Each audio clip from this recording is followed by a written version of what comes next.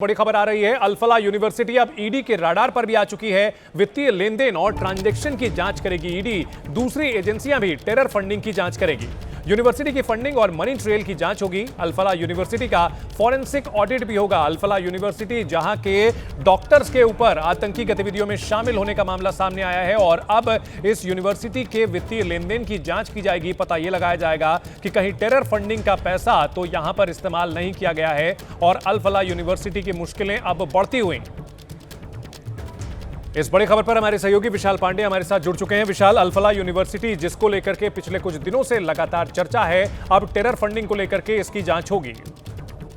बिल्कुल, देखिए अल-फलाह यूनिवर्सिटी का अब फॉरेंसिक ऑडिट होगा और इस फॉरेंसिक ऑडिट में यह पता चलाने की कोशिश की जाएगी कि आखिरकार किन लोगों ने यहाँ पर पिछले कुछ सालों में लेन देन किया है, कहाँ से फंड आया है और उस फंड का किस रूप में प्रयोग किया गया है। तो एक फॉरेंसिक ऑडिट का मतलब होगा ओवरऑल 360 डिग्री पूरी तरह से इसके फंड की जाँच ईडी के द्वारा और अन्य आर्थिक एजेंसियों के द्वारा की जाएगी, जिसमें ईओडब्ल्यू भी शामिल हो सकता है, अन्य जो एजेंसियां हैं वो शामिल हो सकती हैं और यह पता लगाने की कोशिश की जाएगी कि आखिरकार कहां से पैसा अल-फलाह यूनिवर्सिटी के पास आया और उसे कहां खर्च किया गया है और इसके साथ ही क्या विदेशों से भी कुछ पैसा अल-फलाह यूनिवर्सिटी के पास आया है। इन सवालों का जवाब तलाशने के लिए ही अब ईडी इस पूरे मामले की जांच करेगी। इसके अलावा खबर यह भी है कि दिल्ली ब्लास्ट से जुड़े हुए जिन लोगों को अब तक गिरफ्तार किया गया है या जिन्हें हिरासत में लिया गया है या जो शक के दायरे में है, उनके भी फंड की, उनके बैंक अकाउंट की, उनके लेन देन की, उनके वित्तीय लेन देन की पूरी जांच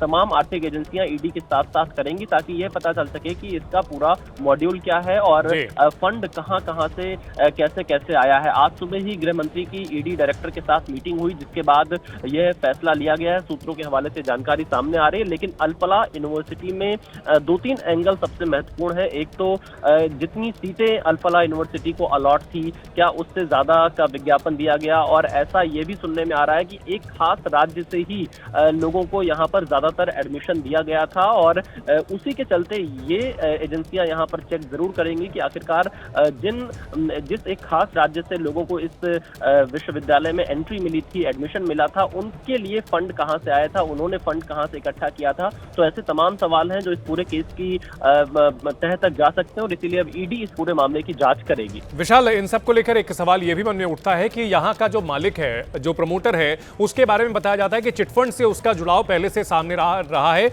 ये बात नोन थी, लेकिन फिर भी ईडी के रडार से इतने लंबे समय तक बच करके ये सब सारी चीजें करते रहना, यानी कि स्कैनिंग नेट को और मजबूत करने की जरूरत होगी। देखिए, फिलहाल अगर हम आपको जानकारी दें तो ईडी अब इस पूरे मामले की जब जांच करेगी तो इसमें और ज्यादा जो चीजें हैं वो सामने आएंगी, खासतौर पर वित्तीय लेन देन की। डॉक्टर्स को जो वहां पर थे उनको कहां से पैसे आते थे, कैसे पैसे आते थे, तो पूरा जो टेरर मॉड्यूल की फंडिंग है उसको लेकर एनआईए जांच करेगी, लेकिन पैसा कहां से आया था, वित्तीय लेन देन कैसे हुआ था, इसको लेकर। विशाल, बहुत शुक्रिया पूरी जानकारी के लिए। अल-फलाह यूनिवर्सिटी को लेकर एक और बड़ी जानकारी मिल रही है। हेडक्वार्टर पहुंची है हरियाणा पुलिस। इस वक्त की बड़ी खबर आ रही है, दिल्ली के ओखला में अल-फलाह यूनिवर्सिटी का हेडक्वार्टर है। डॉक्टर उमर मुजम्मिल और शाहीन से जुड़े दस्तावेज लेने के लिए हरियाणा पुलिस यहां पर पहुंच चुकी है। यह बड़ी खबर आ रही है। तो हरियाणा के फरीदाबाद में अल-फलाह यूनिवर्सिटी है, लेकिन उसका हेडक्वार्टर जो कि दिल्ली के ओखला में है, वहां पर हरियाणा पुलिस पहुंची है। डॉक्टर उमर मुजम्मिल और शाहीन से जुड़े दस्तावेज लेने के लिए पुलिस यहां पर पहुंची है, जिसकी तस्वीरें भी हम आपको दिखा रहे हैं। हेडक्वार्टर की तस्वीर है जहां पर हरियाणा पुलिस पहुंची है। अल-फलाह यूनिवर्सिटी जहां से जुड़े हुए डॉक्टर्स ने इस धमाके को अंजाम दिया और इस बड़ी खबर पर हमारे सहयोगी मनोज वर्मा हमारे साथ जुड़ चुके हैं। मनोज, हेडक्वार्टर पहुंची है टीम यहां पर दस्तावेज जुटाने के लिए, और क्या खबर है इसको लेकर? बिल्कुल, देखिए अब से थोड़ी देर पहले हरियाणा पुलिस की एक टीम जो है वो दिल्ली के ओखला में ये जो अल-फलाह यूनिवर्सिटी का हेडक्वार्टर है वहां पर पहुंची है और भले ही इस मामले की जांच जो है वो एनआईए कर रही है, लेकिन बाकी राज्यों की जो पुलिस है वो एनआईए को असिस्ट कर रही है, चाहे वो दिल्ली पुलिस हो चाहे वो हरियाणा पुलिस हो।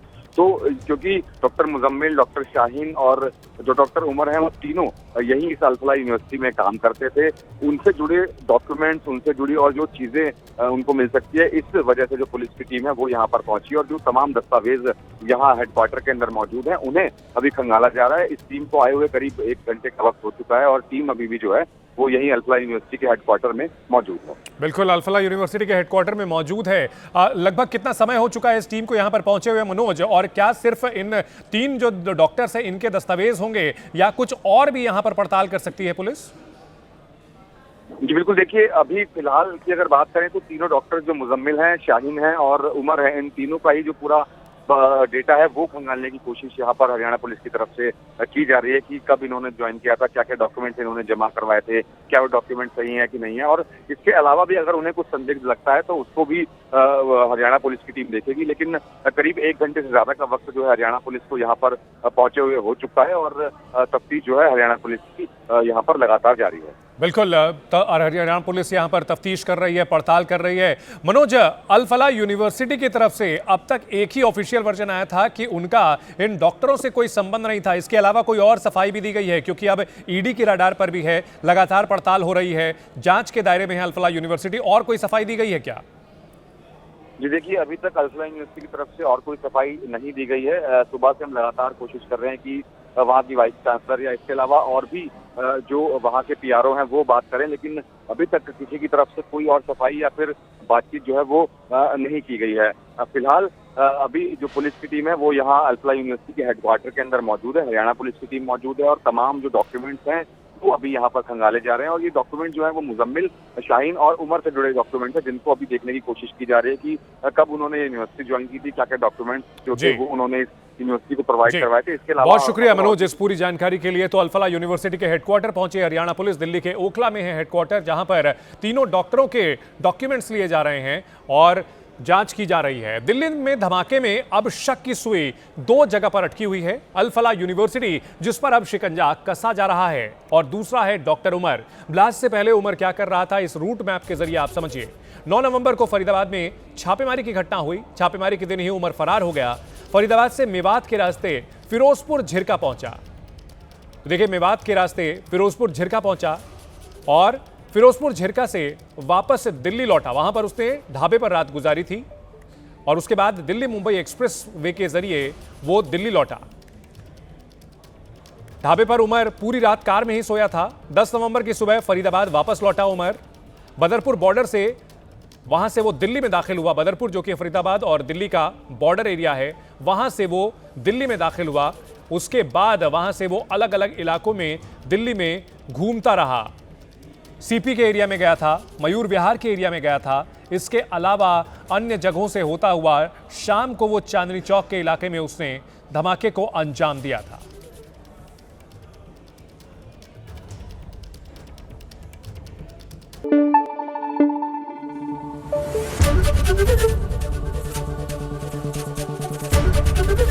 एबीपी न्यूज आपको रखे आगे।